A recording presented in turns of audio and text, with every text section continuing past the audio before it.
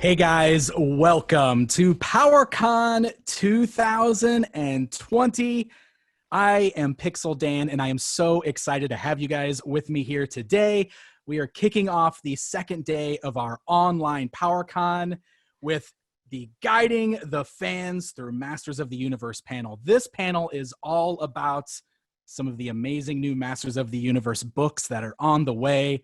And it's something that I've personally have been very excited to share with a lot of you guys. We're going to be talking about the toy guide, but we're also going to be talking about the new character supplemental guide. It's going to be a really fun discussion, and we're also going to be revealing some pages for you guys for the very first time so you can see what is inside of the book. It's going to be so much fun.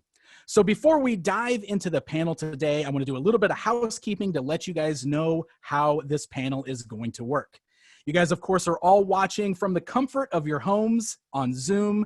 I want to thank you all so much for joining us here at PowerCon. We really appreciate every single one of you.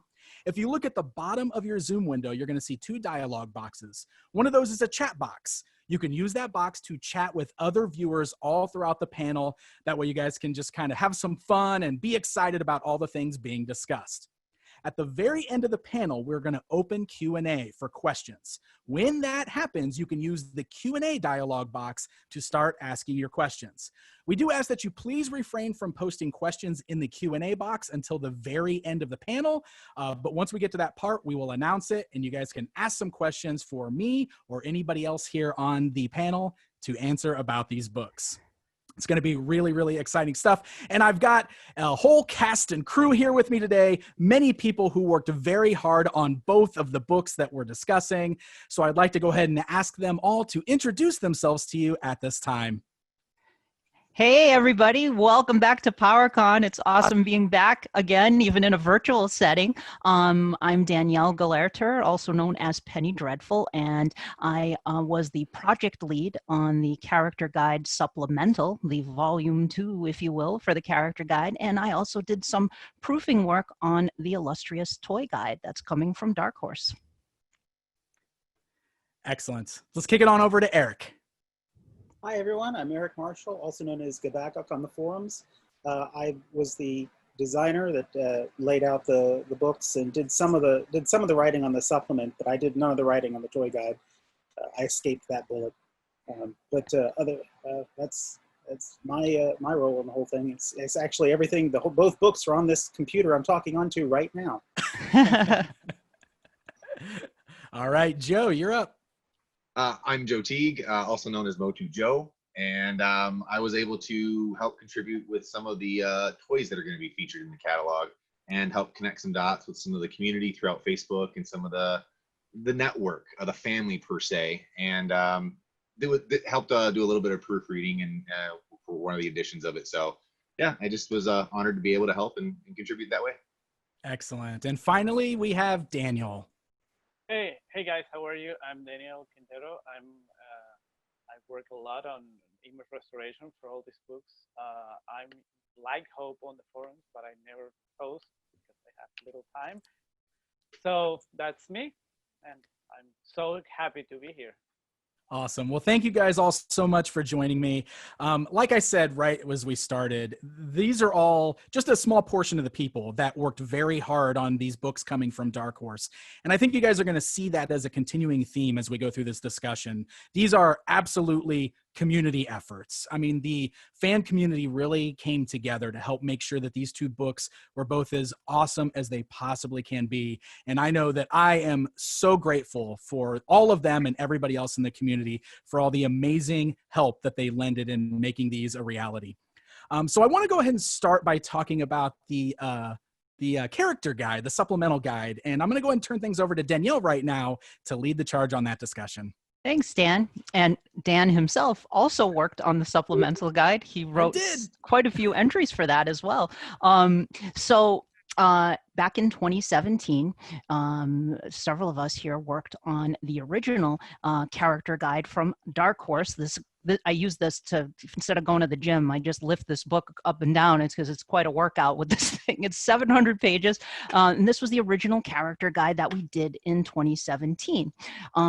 a couple of years ago, Val Staples, who runs PowerCon, got in touch with me, and he said, hey, how do you like to come back and be project lead and writer on a supplement to the character guide, in addition to the character guide? And I initially thought, wow, we really got most things into that first character guide, but then we started thinking about it, and we actually couldn't fit a lot of things into that original character guide. There were things that we talked about putting in there that couldn't make it in.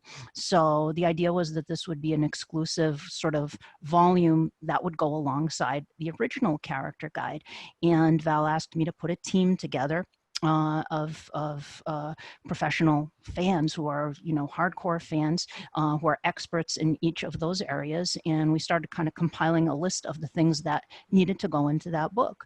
And I have quite a substantial list here. I will post this online. I won't read it all to you, but I'll tell you some of the things that did end up going in the book. There are the kids stuff, Masters of the Universe book and tape sets. We had the records in the last one. This is the tapes. And this is stuff for hardcore Masters of the Universe nerds. If you're going to play the new role-playing game that's coming out, these character guides are essential. These are excellent resources. Kid stuff, Princess of Power book and tape sets.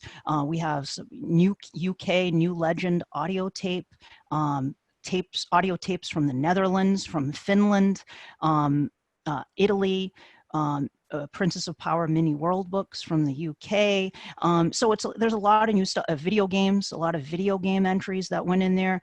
And then we also, in addition to adding new stuff that hadn't been added before, there was stuff that's come out since the original character guide. So like the crossovers from DC, the Injustice versus Masters of the Universe, Thundercats and Masters of the Universe, stuff like that. And then there was also new classics bios that have come out in the last couple of years. So all of that stuff's in there. And then things that we missed last time that we did have in the book, but that was things that fell through the cracks, like stuff from Filmation or stuff from the mini comics, like just kind of random stuff like the Bright Moon Guards or something like that, or the Fields of Evermore from the mini comics, like deep cut stuff, but stuff that's official canon that's existed over the Masters of the Universe. These are the most, I think, the most extensive character guides I have ever seen for anything. And it was quite a substantial team of people that worked on it. So Eric, I know, wrote a lot of the entries and also did a lot of the layout for it on this book. So Eric, I don't know if you want to talk a little bit about what your experience was on working on this. I think I've forgotten it all happily. It was a big undertaking. I mean, we all of us worked on it, the previous one, and that was months and months of just research and then writing things up and then proofing it. Funny mistakes could happen. I still can't believe, I think I was consistently spelling Brainwave's name brain scan for some reason. Yeah. That was the previous book. This one, I didn't make that kind of a mistake, but it was a great thing, everybody proofed it. I don't think we've had as big of a proof. It was like it felt like about 5 or 6 people all doing a docs thing, doing Google Docs, reviewing the other one because it was so massive. Yeah. Like, yeah. Like, just review Homer's Odyssey, why don't you? It just right. Really... This one's a lot shorter. It's 165 pages, so it's compared to the other one, which was 700 pages. So it was still pretty an intensive project, to work on, though. Yeah, because we started off, it was only 100. We weren't. It was a 99-page document, and we just kept discovering new things, and I had to add them in, and then pictures changed a lot. Once you get those in. Sure. Realize you need more space because there are no images. And then Danielle also did image. You did some image restoration for this as well, didn't you? Yes, indeed. I did a lot of those. Were you like, who the heck is this character? Like, I was mostly on the European characters. Those were complicated, but overall, I know a lot of the fandom anyway. So it was like, oh, look at this one. Yeah, so some pretty deep cuts. Like we even have coloring book stuff in there. Like, are coloring books a canon? That was like an actual conversation we had. Like, and then we got Joe Amato in there to do the coloring books, and there are little stories in some of those coloring books. And Dan, you did all the video. Like I think there were a couple other people that threw in a couple of video games. There was the Tappers of Grayskull. Michael Reithmeyer did Tappers of Grayskull, but you did like all the '80s video games, the Commodore ones and the Atari and all that. Talk a little bit about that. Yeah. So my contribution to this guide was talking about all of the video games and the board games. We did the board games too. So I had to go through like the Commodore 64 game specifically, like there's like a text adventure game, and I had to basically play through that text adventure game and use a bunch of online guides just to find all the characters and artifacts that were in that were new so that we can add them to this guide. But it was a lot of fun. And, you know, we also had like the 2000X had a PlayStation 2 game over in the UK and a Game Boy Advance game here in the US. So I went through those games and basically just found all that stuff. And then the board games was really fun because basically like Val and I just got online and started scouring eBay and everywhere and looking for any kind of He-Man board game from anywhere that existed and started buying them just so I can play them and read the instructions and try to find things. I just wanted to show some examples. Like I got this old Princess of Power game that maybe some of you had as a kid. And I know a lot of you have seen probably some of the more common Masters of the Universe board games, but we've got some really cool you know, foreign release board games that I had never seen before that we found. And some of these were really cool, and we actually were able to pull some things out for the guide that we had never seen before. But I do want to show this one. This one is probably my favorite. It's a New Adventures board game. Oh yeah, I've seen that picture of that before. That's awesome. I think it's Italian. It's Italian. It's Italian. But my favorite thing about it is that the actual game itself isn't really a board game about He-Man. It's like gambling, basically. and like it came with like a special prize inside, and literally it's just this like Christmas teddy bear in a stocking. I don't know what that has to do with He-Man. But wait, is that canon now? Do we have to add that? Maybe I didn't put this guy in the guide. Should this have been in the guide? We have to go. Eric, do you think you can fit the teddy bear into the layout? Poor Eric, I'd like message him and go, oh my gosh, I found this like really obscure, like, you know, animal that's in a comic from Italy from 1985. Can we add it to the layout? Eric was probably like, I think we put everything in, even when we found stuff like that. Yeah, we did. We squeezed a lot of that stuff in. I wrote the entries for this. This is another game. This is the original Masters of the Universe role-playing game for kids from the 80s. And there are a lot of like original creatures and artifacts in this too, like, and with descriptions and in the instructions and stuff. I'm like, wow, these are like actual like official items that exist that are really obscure, and creatures and things like that. Now, a lot of people worked on this. It was, I mean, it wasn't like a huge book. So, but like I said, we got some experts in sort of each area. So I just wanted to just give a few shout outs here just to the people that helped us out with this. We had you know, Val is the one who kind of hooked this whole thing up and made it happen with Dark Horse. And our editor there is Ian Tucker. So Ian was, you know, is awesome.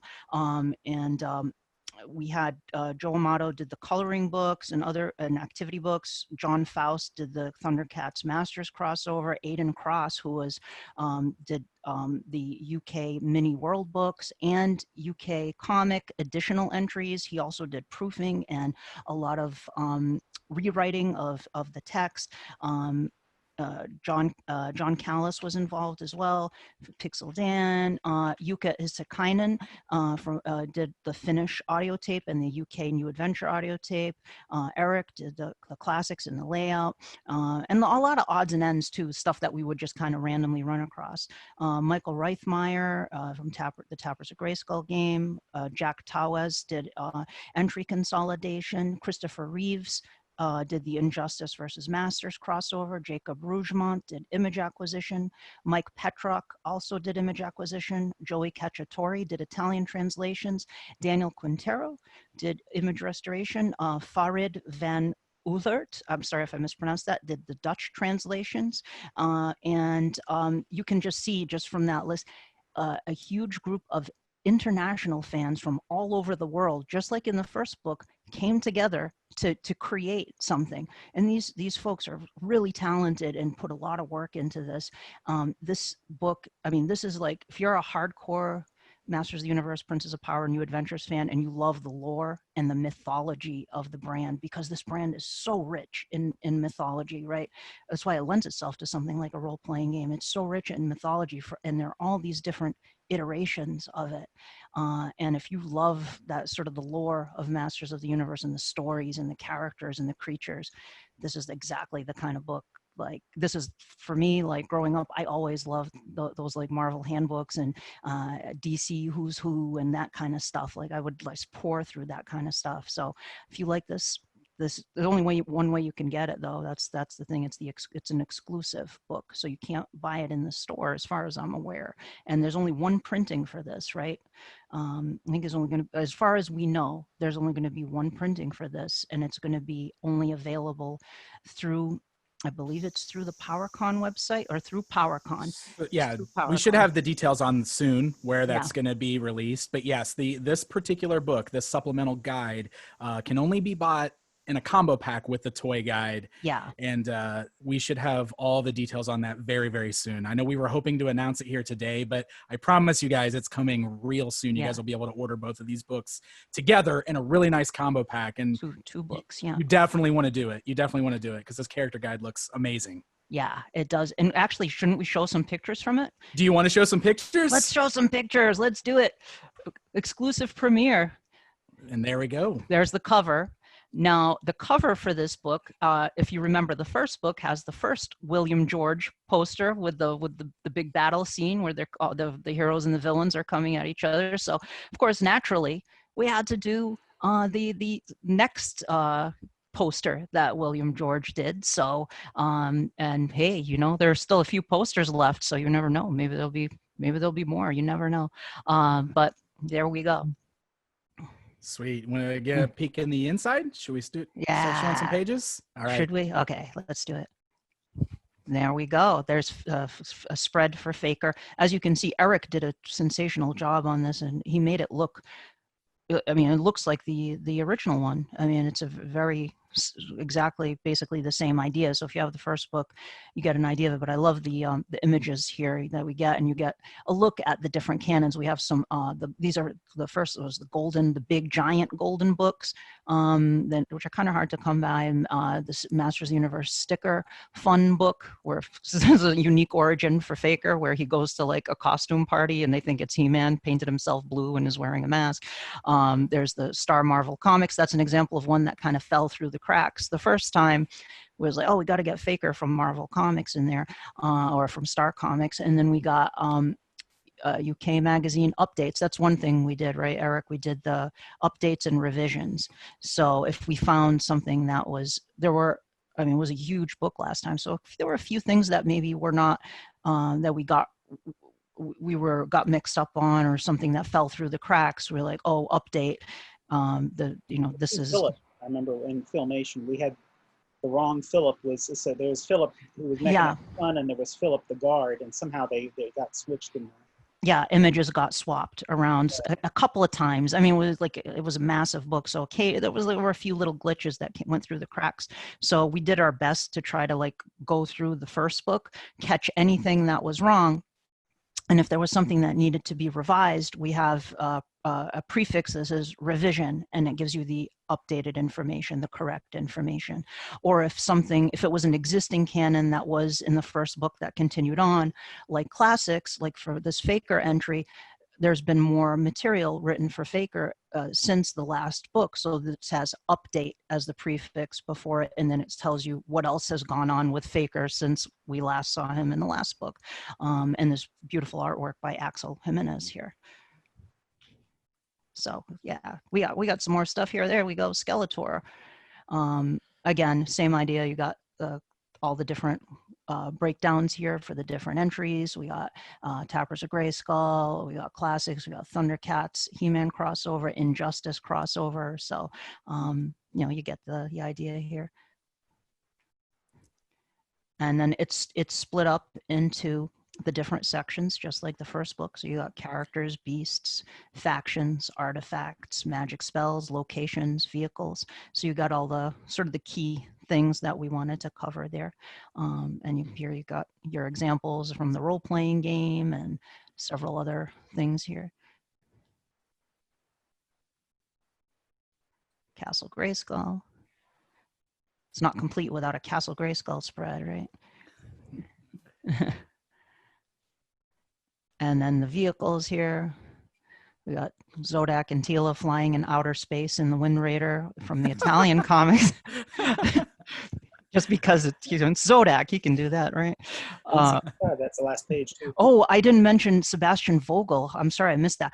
Sebastian did an immense amount of work on this because there was an entire set of canon iterations that we didn't get into the first book, which were the promotional German canons. There were promotional German magazines for He-Man, which had these like, it was like little dioramas of the figures and then full-on text stories, like multi-page text stories with like pretty deep adventures that they would go on. So we had Masters of the Universe promotional magazines, Masters of the Universe promotional German comics, Masters of the Universe promotional Princess of Power comics, because there was a whole set of She-Ra ones too, and Masters of the Universe promotional German New Adventures comics.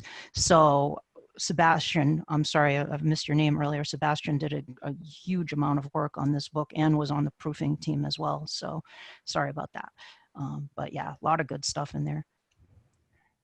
And here we go. Oh. All right. Well, we'll get to the toy guide here in just a second, but man, that looks incredible. I mean, it's really came together. It looks like something very special that I think a lot of fans are really going to enjoy. And the Mutron bomb is in there, Dan. Thanks. Oh, dropping the Mutron bomb from the Wind Raider. I love it. Straight out of the old Atari video game. Yeah. It's one of my favorites. Gotta love the Mutron bomb. That is amazing. So yeah, as we were just saying, this supplemental guide, the character guide there, is going to only be available as a combo pack with the toy guide. We should have a sales information very, very soon. As long as you guys stay tuned to me on social media or PowerCon or He-Man.org or any of these sites that share this information, you'll definitely see it blasted out as soon as it's for sale. If you're a fan of all the Dark Horse books and if you love the lore, I really do think you're going to want all of these books to complete your collection. And I'll throw this out there because a lot of people have already asked me, since the toy guide's gone on sale, the best way that they can support the teams that have worked on these books. Which way should they order it? I'm going to tell you guys right now. Ordering this combo pack is going to be the best way to support the teams that worked on these books. So as soon as these are on sale, we will absolutely blast that out and let you guys know. Really exciting. All right. Should we move over to the toy guide and talk about it? Let's talk about the toy guide. Awesome. Guys, I am so excited to share this news with you. It was 1 year ago at PowerCon last year that I finally got to publicly announce that this was a book that I was working on. But this book is legitimately 3 years in the making. We have been working on this for so long, and it's been exhausting and stressful, but it's also been one of the coolest things I've ever done. And I am so grateful that I have been given the opportunity to do this book for you guys. And I really hope it's something that you're going to all enjoy. It's something that I personally have wanted to see for a very long time. I wanted to see a book that collected all of these toys that I have loved since I was a kid and just kind of threw it all out there so that you can thumb through it. You can see all the figures and the weapons and accessories and vehicles and play sets, all the amazing things that all of these toy lines have had to offer. So it's been a real passion project, not only for me, but for the entire team that has worked on this book. So I'm going to go ahead and jump in first and go ahead and give you guys some reveals because I know that's what you want. I know you want to see what's inside this book. And then we're going to talk to some of the members of the team that are with us here today and kind of tell you what it's been like working on this book. So let me jump back over to my screen share. And, well, I already passed the cover, so that's, you guys know what the cover looks like. This is the first page that I'm going to show you. Basically today, I'm going to give you guys one page from every chapter of the book. Every chapter is broken down for every toy line that we're covering throughout the book. So, of course, you guys know me. I had to use Mosquitor to show you guys from the vintage toy line. He's my What a absolute favorite shock. figure. What a shock. I know he's my favorite figure, but I think this gives you guys a good idea of what the layout's going to look like throughout the book. The way we did it is every chapter, like I said, is broken down for every toy line. Vintage Masters of the Universe, She-Ra Princess of Power, New Adventures of He-Man, the 2000X toy line, Masters of the Universe Classics. So we got them all in those sections, but then each of those sections are alphabetical. So every item in there will be listed alphabetically. That way it'll be real easy to flip through and find exactly what you're looking for if you're looking for a specific character. So here's Mosquitor. They're also color-coded for what faction they belong to. So the Horde gets that really nice black outline on the pages, which looks beautiful. Of course, Eric here in the panel is the mastermind behind the layout in this book. He did an amazing job. Absolutely could not have done this without him. And we'll let him talk about some of the challenges with that here in a little bit. But I wanted to show you guys the way we did this. I mean, we've got a great 3/4 shot of the figure. We've got a list and photos of any accessories that comes with the figures. If they have an action like film strip that shows you the steps to performing the action feature, I thought that was really cool. We've got full turnarounds for the figure. We've got a full write-up, and then we've got the front and back of the action figure cards. So there's a lot of great information on there. Down in the corners are also the fun facts. Usually that gives you some really good, nice little factoids about each of the releases. Those were all supplied by Adam of Battle Ram blog fame. If you guys have ever checked out the Battle Ram blog, he did a lot of work helping me out with a lot of the stuff in this book, especially as far as the research goes. So major shout out to Adam for doing that. But I just, man, this looks so good. I'm just so happy to see it like all finished and on that page. I'm so happy with it. And I hope you guys like it too.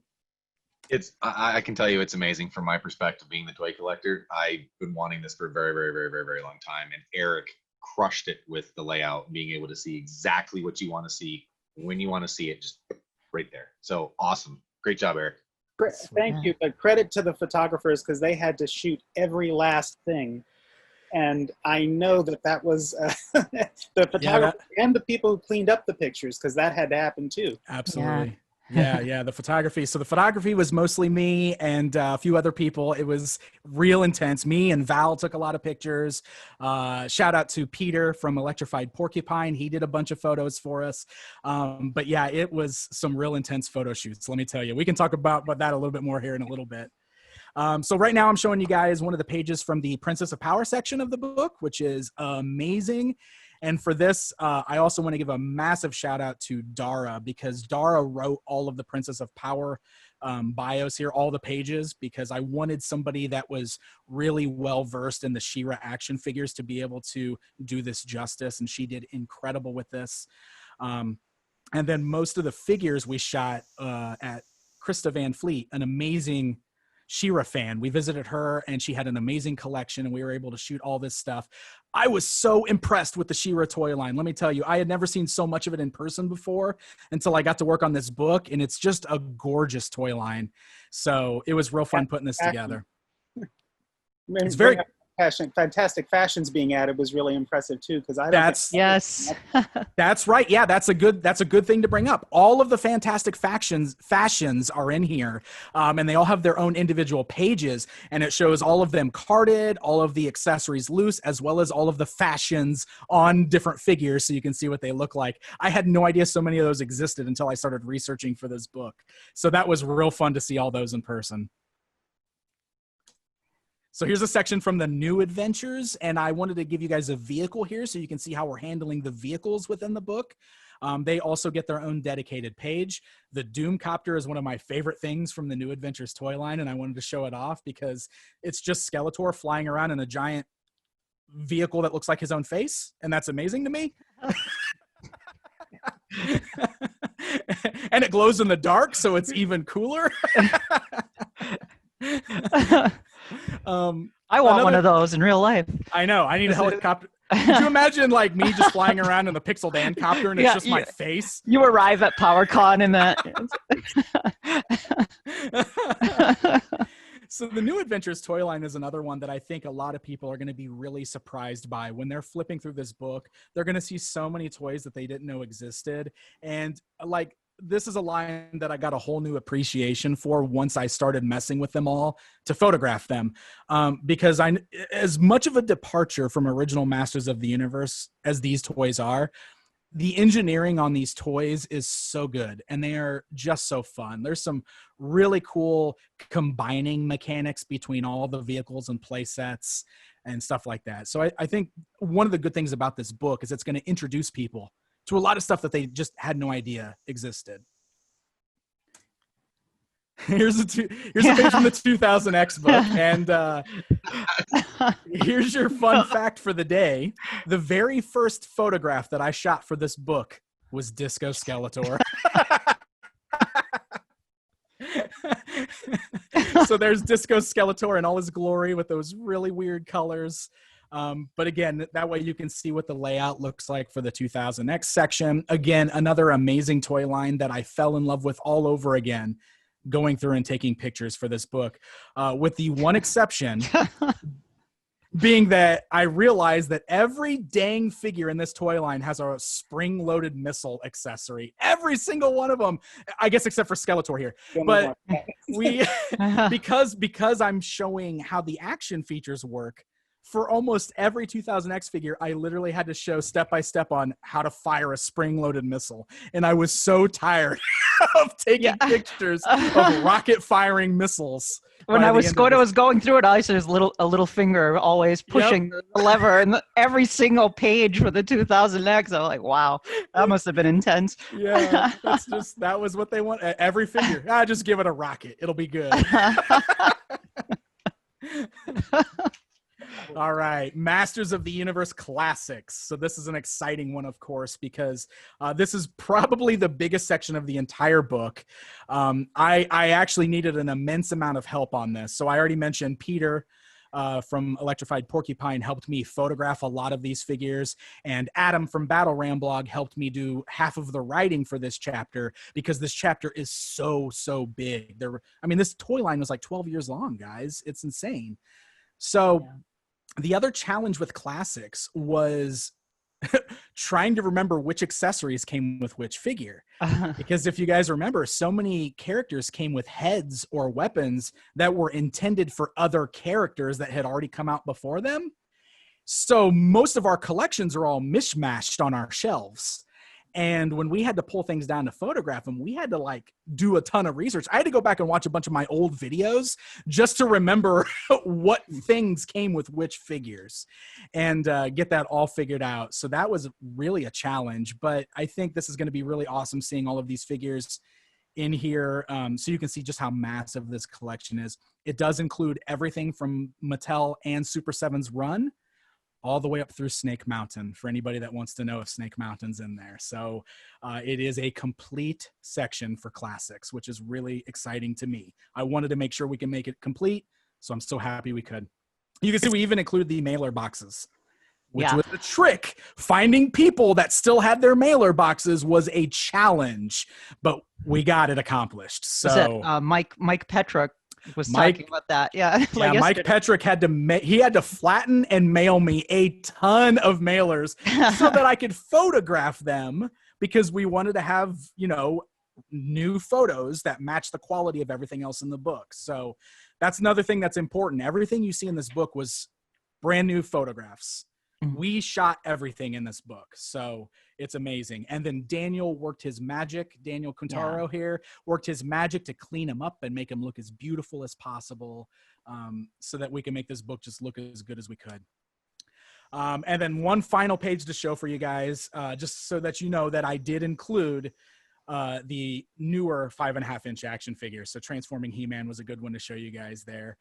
He was tricky because he's like that white that blends in with the white background. So you can see how we tackled stuff like that. I love the bluish gradient in the background behind him. Again, all the credit to people like Daniel and Val, who did all the amazing work cleaning up these pictures and making them look good for the book. So you can see his action feature. He glows in the dark. That's awesome. Yeah, And you so- also have some really great interviews that I noticed when I was going through it. Absolutely. Yeah. So that's another place where Adam really came in and helped us out a ton. So the book is filled with interviews as well. Basically, between every chapter of the book, we have interviews with people that worked on each of those toy lines. And aside from that, there are also several articles throughout the book that cover various things throughout the years. We have an article that talks about international variants, like some of the popular international variants for anybody that's into that kind of thing. And there's an article about the NECA Staction figures that came out at the end of the 2000X series. We basically wanted to make sure that this was as complete as we could possibly make it, with the exception of the brand new stuff that's coming out right now from Mattel. But it's still a very complete book, clocking in at how many pages, Eric? 752. Whoa. 752 pages. Did you guys have any idea that there were that many action figures? 752 pages. And we all worked ourselves down to the bone. But I'm so happy with the way it all turned out. I just Saw somebody in the chat say not enough. Not enough. It'll never be enough. I know it'll never be enough. Well, it's not all action figures. You found things that were like play sets I didn't know existed in 2000X, and obviously the Fantastic Fashions vehicles. There's stuff people will never see coming that was in there. My wife isn't happy with you guys actually because of working on this project. I found lots of things that I was missing, and I bought. Thank you for that. My wife doesn't, but it was still fun. I mean, a lot of things I had no idea, just no clue. And I love this stuff, and it was just very eye-opening. That's amazing. That is so amazing. Well, on that note, I do want to give a shout out to just a select few people that helped us with the photography for this, as far as like letting me come in and shoot their collections. Because the way that this worked is Val and I basically jumped on an airplane for over the course of 2 years and traveled all around the US and even into Canada, visiting fans who were nice enough to basically let us just take all their collections off their walls and photograph them, which is something we absolutely could not have done this without the fan community really pitching in to make this book as good as it possibly could be. So Joe, who's here, of course, is one of the people who we visited, but we also visited folks like Brent and John Damiano and John McReynolds and Justice Curry and Christina with her amazing She-Ra collection and Tony Curtis. So those are just some of the amazing fans who we visited and shot their collections to add them into this book. And then outside of that, we still had to reach out and have people like mail us figures afterwards. So I don't want to leave names out, but we have an extensive credit section in the book thanking everybody who helped us make this a possibility. And I just can't stress enough that we could not have done this without the community. This is a community-made book, and it's amazing, and I am so proud of that. All right, so I want to kind of talk a little bit about the process of making this book. And I want to talk to Daniel first, because we just looked at some of those amazing pages and we were talking about all the photography, but you, my man, were one of the people that had to do all the extensive work of cleaning up those photos. Can you maybe explain that process a little bit and what that was like? Well, I was stuck in a basement for 2 years cleaning up all the pictures. No, for real. Val contacted me, and I started receiving pictures like 2 years ago, and we started working on those. We receive everything, so it's each figure on each point of view. So it's like 6 poses with the action feature in 7 or whatever more views. Then we had the accessories that we had to clean up. And it was, at the end of the day, a lot of work. It's amazing. And usually we were done, and then we realized there was some shot missing or some accessory missing, and we have to go and look for it. Like, hey, this is my list number 10 of stuff we're missing, and it is incredible. Man, I couldn't thank you enough, man. I really couldn't, because you and everybody else who did work editing these photos just nailed it. And I know that there was even a lot of back and forth when we were proofing, because I know there were several times where I was pointing things out and going back and saying we should clean this up or fix that or do that, and you guys were right there to do it. And the same can be said for the layout itself. So, like I said, this is a big team effort, and you guys are amazing. So thank you so much, Daniel, for all the hard work you did on this. Oh, it was my pleasure. It was amazing, actually. I knew of some figures and some play sets, and then I kind of wanted to see them in the whole in the huge splendor, and it was good. But there's some of those pictures that were like, it's a box from 1983, and that we found spiders, we found nails to polish. We were doing a lot of to make everything look perfect, to make everything look as brand new. Cleaning up the boxes for the Princesses of Power was, I think, was one of the hardest things. Also, the back metal figures. Oh, the vac metal figures, like the shiny stuff? Yeah, because it reflects, so you can see someone taking up the picture. So once I saw Val, or I saw Danielle, or someone else, and it was, what are they doing there? Let me tell you, that was a challenge. Like, Val and I ran into that a lot during our photography sessions. The same thing would happen with the mint on card figures, because we would take those pictures and you would see our reflections in the blister bubble. And we had to find ways to we had to basically make like this makeshift cardboard cutout that was solid black that we would put around the lens of the camera when we would shoot these photos, to try to make sure none of us were seen in the reflections as much as possible. It was fun, like kind of figuring things out as we went along there. And then there is the jello bubbles, figures age in mint on card, and you have a lot of jello bubbles that you have to work with the whole system to make them look clear and not to fake it, because you want the figure to be like the most realistic. Of course. So we were looking for the best, and we were working with whatever we found, and it was amazing. Like for something like some of the figures get discolored with age, did you have to bring them back to what they looked like in the 80s, in other words?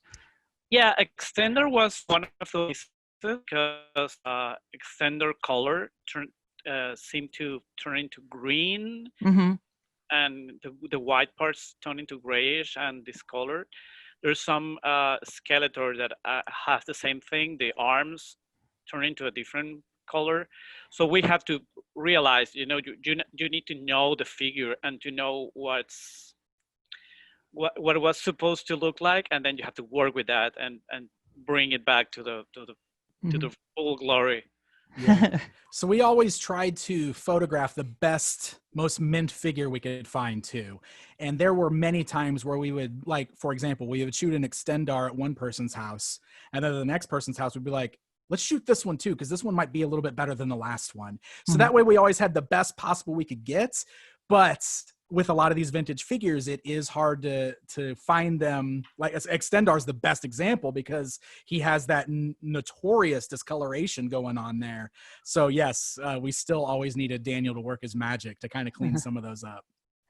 What about like some of these things are fragile too, like the Eternia tracks and stuff? Did you have any issues with breakage? Or I don't even want to talk about like the things that broke while we were doing this. Oh no.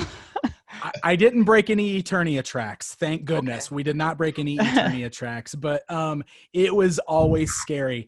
And that was something, as a collector myself, I was always terrified being in somebody else's collection and touching their toys, because I did not want to break anybody's toys.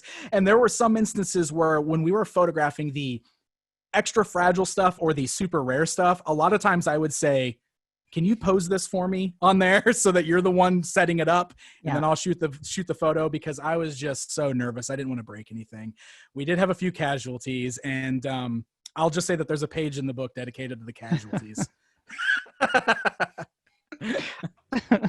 The other hard thing thing to work on was the action features, because everything moves and you have like 7 different takes for Spider walking around, or the calamari vehicle from Skeletor, or the Dragon Walker, and you need to select which one should be like the best one to put on the cleanup. But that's not my work, so I have to clean it up all of them. You had to clean up all of them. Oh man, I feel so bad for you, because we shot so many action feature poses just to make sure we can get the right one, and they were very tricky. And let me tell you guys a story. When we were shooting Thunder Punch He-Man, the vintage Thunder Punch He-Man, me and Val had to go find somewhere that sold caps, because we really wanted to try to capture in photograph form the actual spark and the actual plume of smoke that comes out. We wanted to see if we could do it. Like, Val was adamant. He was adamant that we had to have that plume of smoke. We did that. I bet we went through a whole pack of caps just trying to capture it. We never got it. We never got it. We tried so hard to cap, but hey, that figure's still a lot of fun to play with, in case anybody was wondering. So those caps are still, like, they haven't changed, right? They're still the same. Yeah, you can still buy them. Usually at like dollar stores, they still sell those. So yeah, it was a lot of fun. Eric, let's talk about that layout, man. What were some of your challenges here? Well, we wanted it to kind of look like a packaging shot, with the the action features were on the side. We put the packaging on the side, which was a bit of a problem, because some of the packaging really, you don't see it very well because it's so big. It just gets real, it would be too wide. So it would really, some of the packaging, I think, I wish we could have found a better placement for it. But mostly, I really think the photography had to be the real hard challenge for it. We did have to go in through and when we decided the text had to absolutely be the same size throughout, that's when we discovered that a few articles were going to have to be pared down, because once you fit in all the action features, 2000X especially, you lose a lot of space. Mm-hmm. But then others, it's like plenty, as you saw, Disco Skeletor, he had lots of space. Right. It's just frustrating when that happens. So, and you want the pages to balance in the spread too. So, yeah, I'd love to make the profile shots bigger in this one, but the other one doesn't have room, and that looks kind of lopsided. So those sorts of things. But mostly, though, I mean, the toy guide was long, but I don't think I had as much of a heart attack as I did with the supplement. Had to, if something changed, everything was affected, because the rest of the pages would get affected by it. Yeah, I felt so bad for you with the alphabetical order thing, because there were a couple of things that were like not exactly in alphabetical order, and I'm surprised how many. Yeah, it's like, it was son of a gun. How did that not get in the order? Yeah. I didn't even know. It's like, oh, poor Eric. There were a few things. Like, I think the funny thing with this was that people remembered the names of the figures a little differently than they were packaged. So a lot of the files, it'd be like, where's Sorceress? Oh, you have it under the Sorceress. So it's all the way down in the T's. But that's not where she is in the book, because she didn't come with the in her name in the packaging. So things like that were kind of funny. Yeah. Intergalactic Skeletor. No, he's Skeletor is how he's credited. He belongs in that section. Yeah, that was tricky, especially with classics, right? Because that's the way, like, it didn't say Intergalactic Skeletor, right? It was like Skeletor, but he's like intergalactic. Right. Yeah. So Spirit of Hordak was another one. Spirit of Hordak, yeah. It says Hordak and then Spirit underneath. Yeah, exactly. So that was tricky. It was tricky figuring all that out, but man, you nailed it. Like I said, the layout's amazing, and I wanted it to be as simple as possible for like people to see everything they wanted to see, nice, clean, perfect layout, and you did that, my man. So thank you so much. Thank you. All right, so the photography, we'll talk about that now. And the way that worked, I kind of already talked about, we visited lots of fans. So there was a good year there where it felt like every weekend Val and I were jumping on an airplane and we were flying somewhere. And we would roll in on like a Saturday morning to somebody's house, and we would just basically shoot nonstop until Sunday afternoon until we had to leave. And it was always one of those things where we would have a list of things we wanted to shoot, and we would run in there like just so excited, like, we've got this. And then you would never realize how long all this takes, and it would get so exhausting and so tiring, and you'd look at your list and realize you still have so much left to go, so we've got to go all night long. So I want to turn it over to Joe right now, because he was one of those houses that we visited, and I'm sure he can tell you guys all about it. Yeah, it was a it was definitely one of the most fun experiences I've ever had, but one of the longest midnight oil burn, type of a things that we've had. It was, I think it wound up being 3 days and some change because of the drive home. But we had first come up, and we had we hit Justice Curry's house first, and we did a lot of the mint on card vintage line there. And what's interesting is you say about Eternia and crazy things. I had never seen this happen before in my life.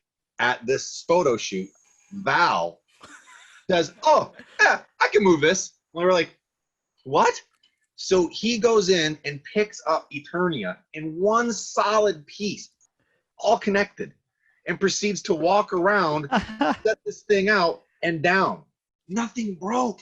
He maneuvered it out of a closet. He maneuvered it out of a closet and brought it over to the photo studio that we had set up. I was terrified. I was like, "No, Val, don't." I asked him about that. He said he used to do that when he was a kid and carry it down the stairs and stuff like that. I'm like, wow.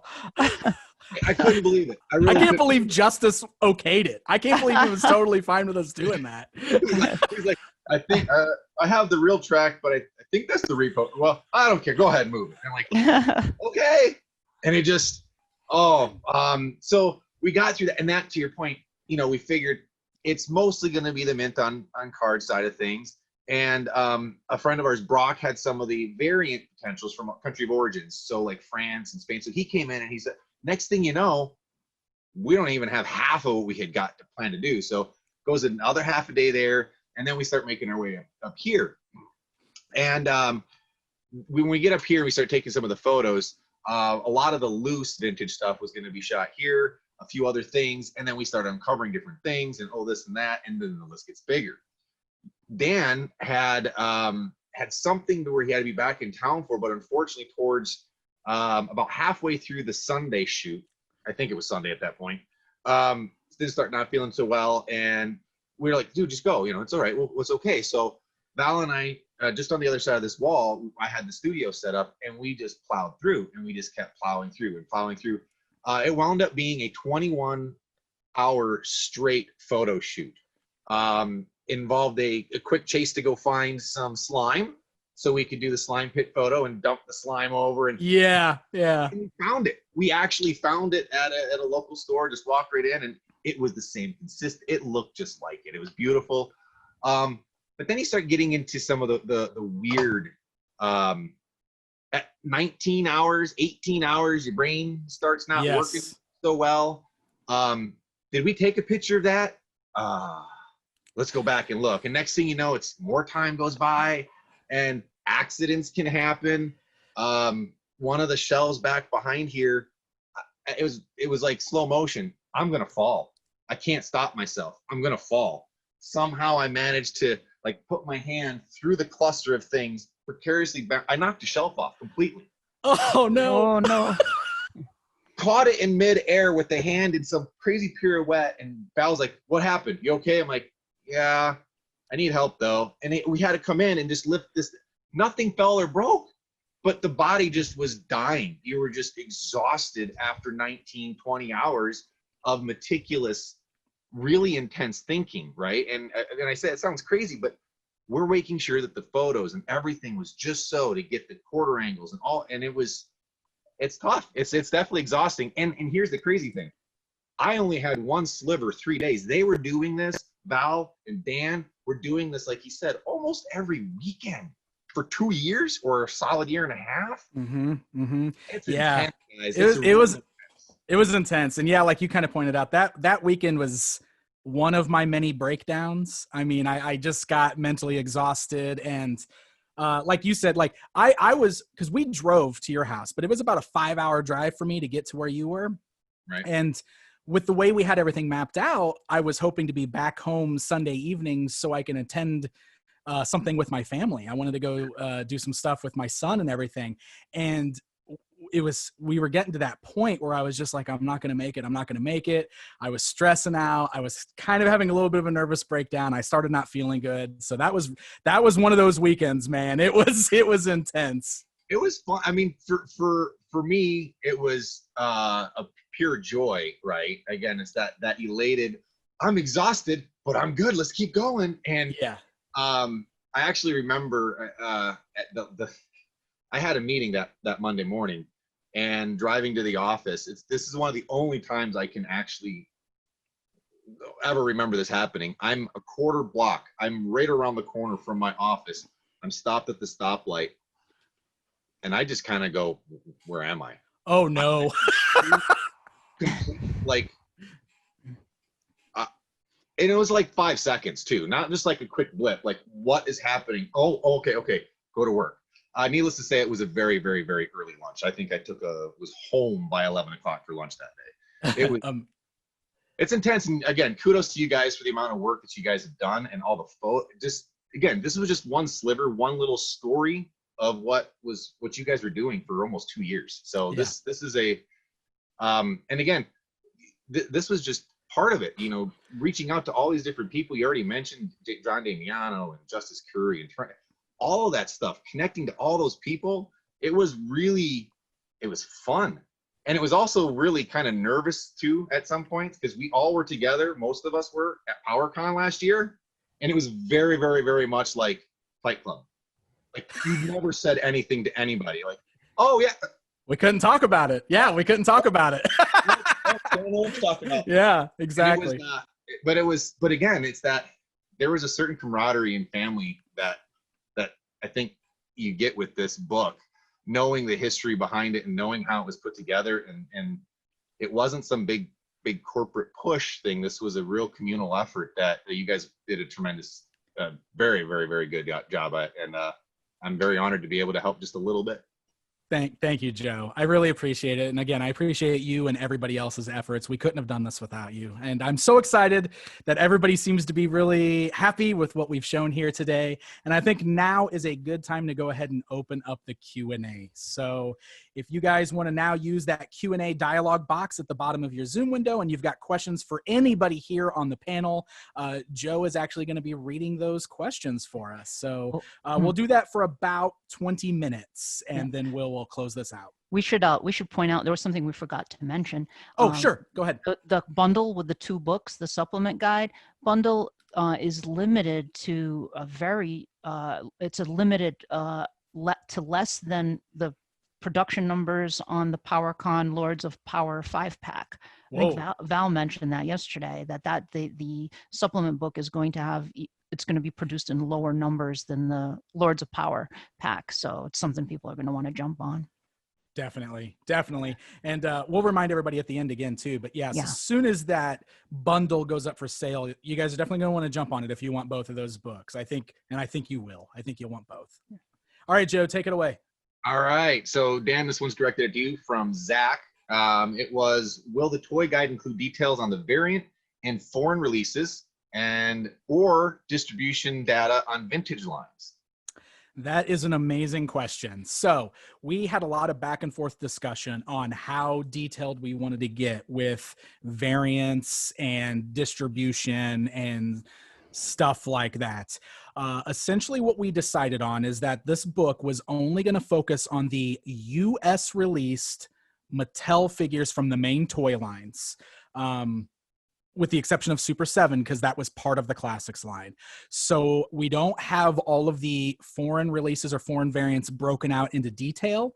We do have one article that talks about the notable foreign variants, so that's in there. As far as the actual variants for the figures go, I know the vintage line specifically has a ton of variants. So much so that I discovered a lot of things I didn't know just while working on this book. We did our best to talk about the notable variants for these figures, especially the most common ones. Flat back, two bad, round back, too bad. He's in there. Brown face Grizzlor, tan face Grizzlor. He's in there. So some of those real notable variants are definitely listed. Probably some that you didn't even know about are listed. We did not go into extreme details on the factories, like if it was a Malaysia or in India or whatever. We didn't go into extreme details on the dates either. This was already a 752-page book, and so we had to kind of limit what information we could really put in there without taking up too much space. And we also wanted to make sure that this was accessible for everybody. And I know that there's a lot of diehard fans that want to see all that information. I do too. But I think we did a really good job of balancing that with this book and just kind of showing some of those main differences there. So Yeah, I hope that answers your question. Well, I think the Webster page was a good example where you had the two different gun colors. You know, Yeah, that type of variation. Well, you'll see some of that stuff. And Yes, of course, you do have internet, like Titus and like not variants, but like things like Titus and Megator, the laser figures. Those are in there. Those are in there, yes. Yeah, So yeah. we felt like those were part of the line, even though they didn't technically get a U.S. release. The laser figures are in there, and the giants are in there. Yeah. So yeah. So this is a good question that actually just open to the panel is, I'm going to paraphrase it, but what about the 2001 commemorative re-releases? Oh, very good question. I didn't have a picture for that, but they are definitely in the book. And we can talk about this too. So the way we handled those is similar to how we handled the NECA Staction figures. I kind of mentioned that we've got a section in there that's basically a spread showing all the NECA Stactions. We did the same thing for the commemorative 2001 re-releases of the vintage line. So it's several pages long, but it does show every figure. They were a challenge because if you guys don't know, those boxes they came in were metallic. They were like this shiny packaging, and they were so hard to photograph. And maybe Daniel can even speak to like the editing he had to do on those. I don't want to talk about that. They were really, really hard to photograph because they were so shiny. But yes, they are in the book. Awesome. That's good because I didn't know either, and I'm like, yeah, that's a really good one. So another question here from Ronald was, have you already started planning part 2 of the toy guide to include the newer stuff? Princess Power, Funko Pop, Mega Constructs, Origins, Hot Wheels, etc. I don't want to make promises or anything, but I will say that yes, I have already had lots of ideas for lots of other stuff. I will just say that with so much stuff still coming out, obviously Mattel's releasing the Origins line now. We have no idea what else they're going to be announcing. I think there's always going to be room for a volume 2 somewhere in the future, or maybe a book that focuses on the other toys, like you mentioned, the Mega Constructs or the Mondo stuff, or yes, there's always room for more. So I don't know, guys. Let me get this one out first.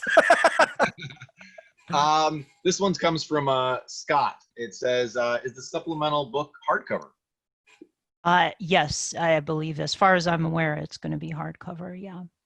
It should fit right in with all the other Dark Horse books that have come out. So it'll match right up with everything. Yeah. Oh, let's see here. This one's kind of a specific one. And I don't remember if you remember or not, but I'm kind of curious too again. Eternia. How many pages did it wind up taking up? Eric, do you know that off the top of your head? I believe that it actually had 6. 6 pages. Because it was one. I believe it had 3 spreads. That one and Castle Grayskull in Classics, I think, had that many. I think Snake Mountain did too, actually. I think so too for Classics. Yeah. Yeah. No, I'm trying to remember. But yeah, and I think we're still collecting a couple of pictures for the accessories because there were so many accessories for Eternia. So that was definitely one of our challenges that we've been going back and forth with on recently with Eternia, was the accessories and like what the instructions consider to be accessories versus what we think are accessories. And you know, that's actually been part of the challenge, because sometimes like the instructions on these boxes are a little different than we expect, you know, the way they list things out and stuff. So I know we've gone a little bit back and forth with that for Eternia, but it is a big section of the book. This is one that I believe we touched on the test run, and I think it's a good one, is from Mike. The book looks great. Does it mention what mini comic came with the toys? It does indeed. So we've got a nice little map in there at the end of the vintage section, the vintage chapter, I think, that also kind of identifies all that. Isn't that right, Eric? We've got something that lists out all the dates and everything too. But I know that Tony Curtis, I want to give a big shout out to him. He really helped us map out which comics came with which figures, because some figures got released and then had a different comic this time and stuff like that. So that was actually quite a challenge to research all that. And, but we got it all in there. So yes, it does identify all that. And didn't, was it Tom Brisky and Adam McCombs, didn't they do like some sort of like timeline of like, yes. That's the map I think you're thinking of, right? That's the map I'm thinking of. Yes. Okay. Yes. Sorry. The list of the mini comics are listed in bullets next to accessories for the vintage line and for Princess of Power and for the classics figures and New Adventures figures that had them. Yes. So it does say which ones, as much as I know, which ones actually came with each figure. So this one I've seen it pop up a few different times in the questions here in different versions. So I'll paraphrase for what most people have been asking. And will there be any limitations at checkout for like bots and the scalpers and the people like that when this eventually goes up? Are there any precautions or anything? I've seen several people ask. So you're talking about the combo, I would imagine, the supplemental bundle. Yeah, because the regular book is up for pre-order anywhere that sells books, the toy guide. Yep. So specifically with the bundle and making sure, since it is such a limited run, and we believe, that it's the only printing at this time that we know of, they're just asking if there's any type of limitations or restrictions that will be put in place. I can't give you specifics. I'm not the one handling the sale, but obviously I don't want that to happen. I know that that's a nightmare. I know that has been something that has been plaguing toy collecting right now, and I definitely don't want to see the same thing happen to our books. So we'll make sure we have that discussion to figure out what we need to do on our end to make sure that it's as fair as possible for everybody to make sure they get one. This one is not really a question, but it's a feel-good comment I thought you guys would all like to see. This is from Kevin. It's Tila, age 11 here. Just wanted to let you know that I'm very excited for both of these books, and thank you. I'm so happy to hear that. You have no idea. I'm just let me tell you guys something real quick before we get to the next question. I'm excited about this, and I'm so happy that we're finally talking about it and everything. But now that we're getting so close to the release date, you guys have no idea how nervous I am. I am terrified because I want everybody to like this book so much. Both of these books. I want everybody to like these books. And I'm nervous because I don't know, the shoe's on the other foot now. People are going to be reviewing something that I created, and I am really nervous about that. You have no idea. I want to throw out a quick shout out to Tila, because Tila was at when we did the Power Tour at PowerCon one year. It was the live action stage show, and we did a presentation of a commentary and all that. And during the stage show, there's a pledge where He-Man and She-Ra asked the kids all to stand up and do the pledge. And Tila actually did stand up in the audience and did the pledge with He-Man and She-Ra. And I was like, oh my God, she's awesome. That's so good. That was great. This one's good. This one's actually for everyone here. It's from Adam. It says, what's the one thing you learned through this process that surprised each of you the most? So Dan, why don't you, Pixel, why don't you go ahead first? What surprised me the most? Man, there's so much. And I've kind of talked about it a little bit throughout this.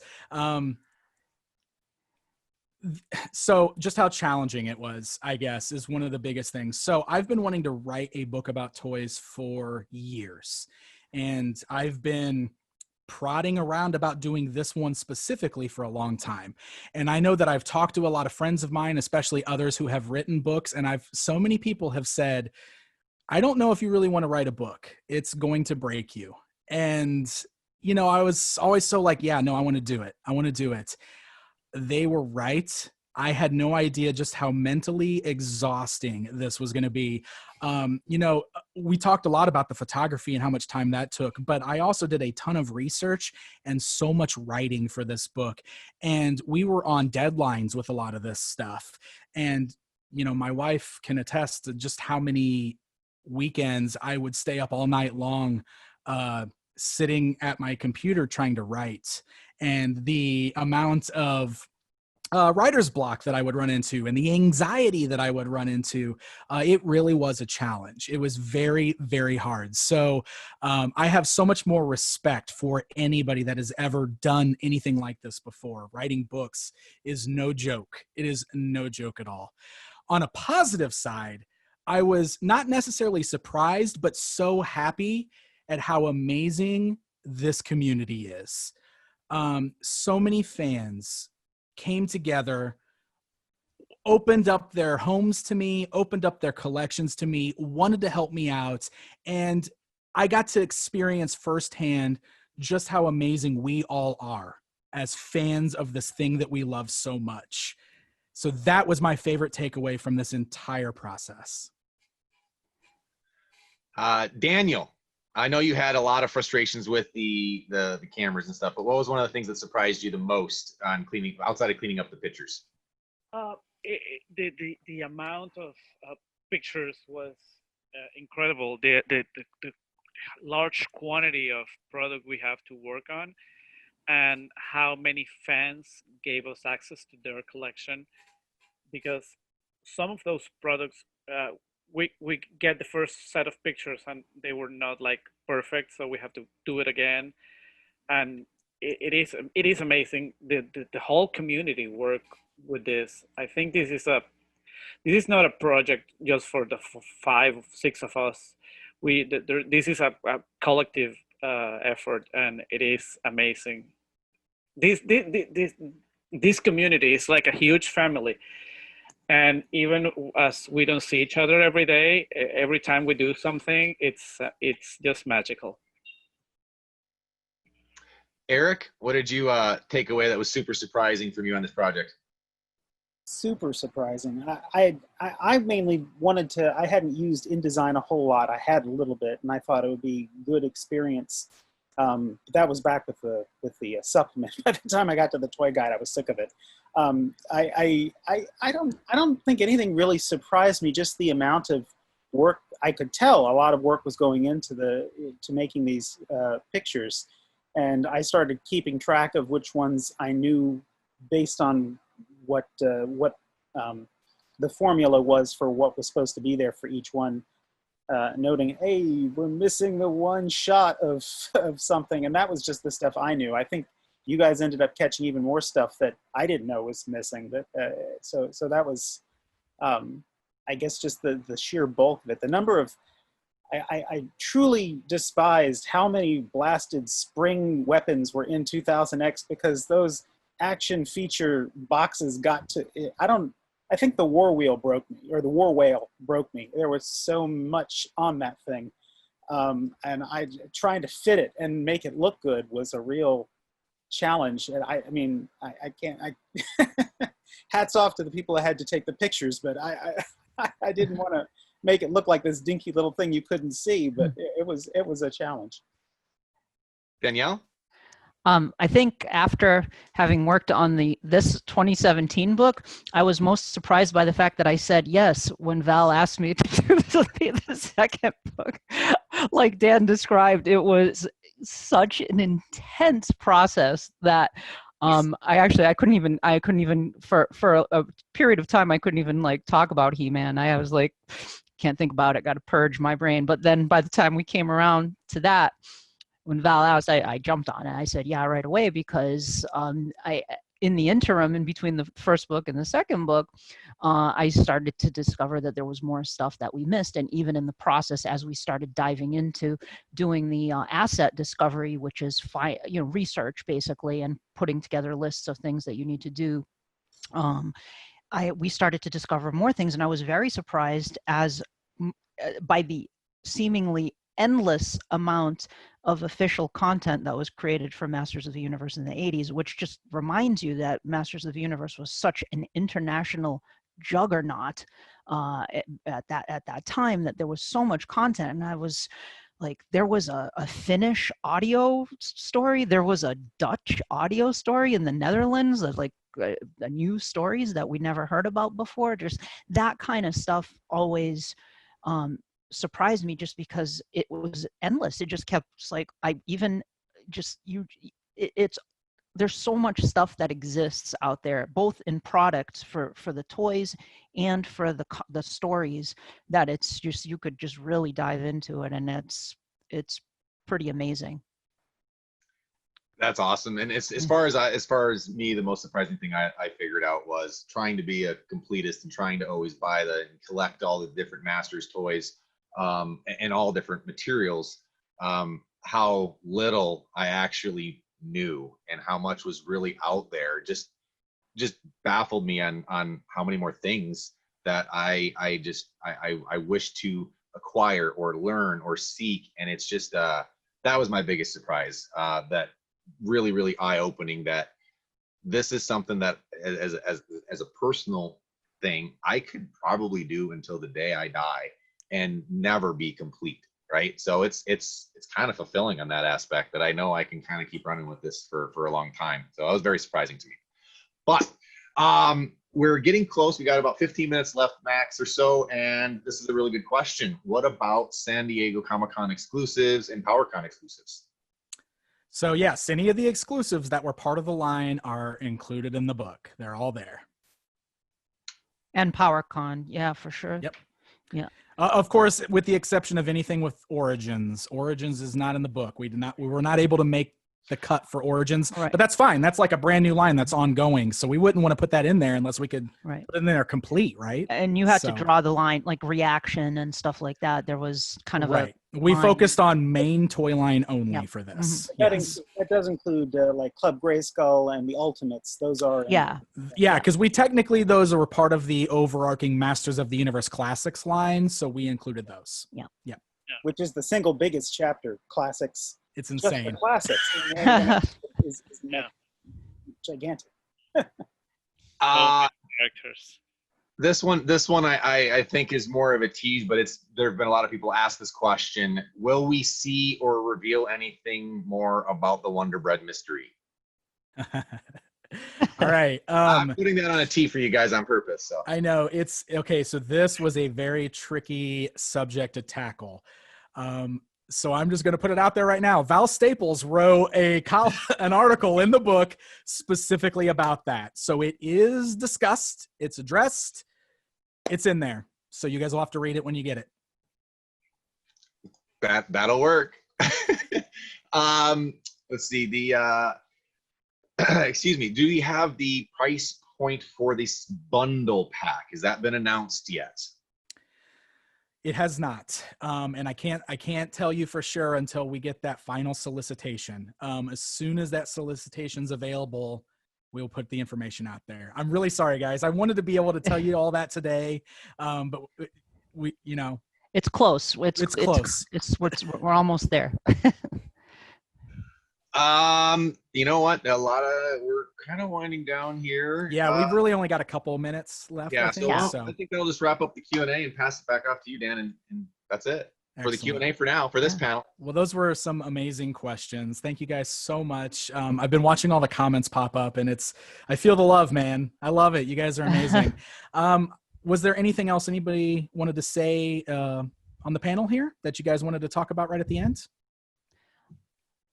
Just, support the books, and hopefully we'll see more of them. Ready for the next one. Ready for the next one. Daniel's ready to get back to work.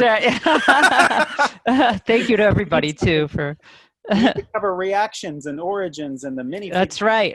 Oh boy, you guys are giving me a lot of work to do. Yeah. Well, there's the candy machine ones where you put a quarter in and you get it in a little bubble. Awesome. There was a lot of questions about the McDonald's toys and all those other little things that came in there that I'm just like, those aren't. Yeah. They're not in there. See, stuff like that would be considered more merchandise. Yep. And, you know, like I would love to do a merchandise book at some point too. But again, I can't make any promises right now. These are all great ideas. I will just say that. They're great ideas. The new dolls too, I guess. Those are things that Yeah. would be- Dolls. yeah. Oh yeah, the new Princesses of Power dolls that came out. There's so much, guys. There's so much. But again, Yeah. this book's 752 pages. It's huge. There's so much in it. I promise you guys are going to love it. Book. It is a coffee table. It's, Yeah. This book is a coffee table. Boom. Amazing. This has been just, I want to say thank you as well. It's been a real pleasure to be able to help with this and connect a few people and try to help you guys from behind the scenes a little bit. So it's an honor. It really is. This is a very, very, very big passion of mine. So thank you for allowing me to share and contribute. I know a lot of the community feels the same way too. I know that they're all over the country right now, and we're friends with a lot of them. So I know they're very appreciative for the opportunity as well, because this is kind of a dream come true for a lot of us big collectors to be a part of this. I mean, we know that we're going to have a little sliver go down in history. It's great. So again, thank you for allowing us to help with the project. Of course. Thank you so much, Joe. Thank you to Daniel and Eric and Danielle and every single person that we mentioned throughout this for all the work on both of these books. We absolutely couldn't have done it without the community and all the efforts. And I do want to give a very special thanks to my good friend Val Staples, because he's not on the panel with us, but he obviously did so much work on this. And I've mentioned many times that he and I traveled a lot. And as hard as that was, I miss all the traveling I was doing with him, because we really did have so much fun. You know, on all these photo shoots together. And, you know, this is just as much his book as it is all the rest of us up here. So thank you to Val for all of your hard work. Everybody did so much to make these books happen. I want to say again, too, the toy guide right now is up for pre-order. It's on Amazon. You can order it at your local comic shops if you want to support your local comic shops. Anywhere that carries those books, you should be able to pre-order it. But the supplemental guide is only available in a bundle with the toy guide, and that solicitation will be coming very, very soon. And for anybody out there that wants to know the best way to support the team that worked on these books, buying that bundle is the best way to do so. So stay tuned for information for that when it goes on sale. And I want to end this off by once again giving you all a massive thank you for allowing me to be in this position to work on this toy guide. It really means a lot to me. I've had a lot of really cool opportunities over the years to do some stuff alongside Mattel with Masters of the Universe Classics and everything like that. And I'm very grateful for all of the cool things I've been able to do and all the opportunities. But this book is the first time I've done something officially for the brand. This puts my name officially on something for Masters of the Universe. And as somebody who remembers sitting in his front yard as a little kid playing with these toys, this really means a lot to me, guys. It really, really does.